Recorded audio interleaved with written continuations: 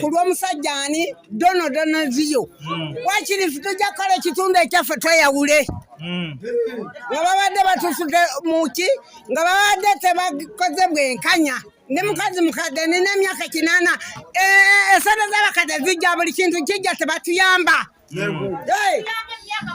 webale nnyo tebalina kye batuwa mama bagaba enkumbi tewafuna nkumbi saafuna aja wa famire ze nabwo mutwalira omusango tagukolako akugoba bugobyi owulidde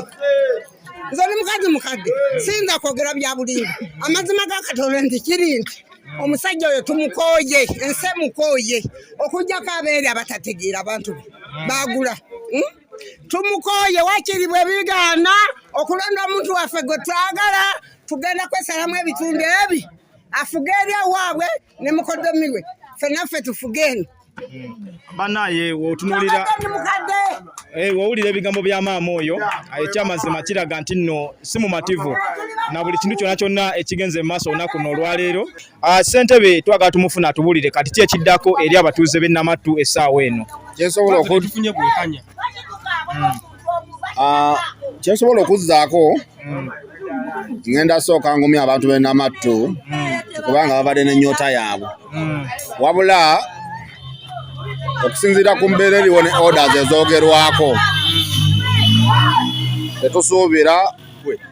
kufuna bwenkanya naye tuba tugenze kireka mu mateeka naye nze bye nali nasuubiza abantu b'e Namattu ngenda sigala nga ngenda mu maaso ndibakolera era tugenda kwekolamu gurupu yaffe saako yaffe obulungi ennyo abantu b'e Namattu basobole okwekulaakulanya. Tusanze mu kaseera kanene nga waliwo embeera eyabadde yateekeddwa era nga waliyo okubeera nga tujaguza obuwanguzi kisasobose abantu banene bagenda kukola batya okubeera nga beeyozaako ennaku gye balimu gye tubasanzeemu akaseera kano. Kakati abantu b'e Namattu bano abo bennyini be bagenda okunsalirawo kubanga era nga tuze mu protocol omutuufu bo be balina obuwanguzi kati sobola butabasanyusa. Tweyanziza nnyo oyo ye ssentebe Leo Kanya agamba tino tafunye bwenkanya wabula ng'ebigambo bye n'amaloboozi ge nga emumuwulira tayawukanako n'abatuuze ab'enjawulo abakuŋŋaanidde wanino ku kyalo kya Namattu. Yesu wabula nga ye agambye nga bwe yali abasuubiza agenda kubeera nga atwala ebyo byonna bina bye yakola mu maaso era nga bakumira wamu n'abatuuze banene aba Namattu. Mbeerawo Maluse Kanjako wamu ne munnange Mukibi Samuel Kebo okubeera nga tukutusaako enteekateeka ez'enjawulo wano ku Shuwa TV. Tugamba tujja kubeera nga tukuweereza tunoonyeeko osobole okubeera nga olaikinga osheyalinge tusobole okubeera nga tukuweereza enteekateeka ez'enjawulo.